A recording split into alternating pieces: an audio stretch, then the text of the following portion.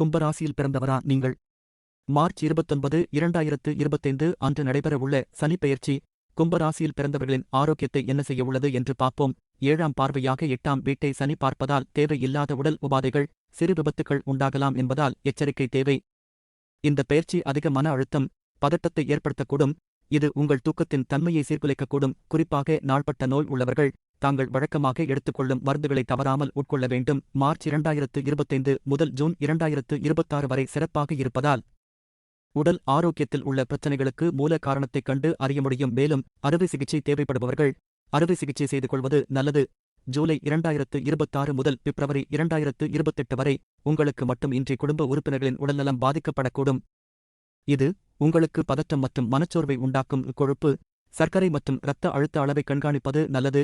இந்த சனிப்பெயர்ச்சி உடல் நலனில் அக்கறை செலுத்த வேண்டிய காலமாக இருக்கும் என்றுதான் சொல்ல வேண்டும். நன்றி.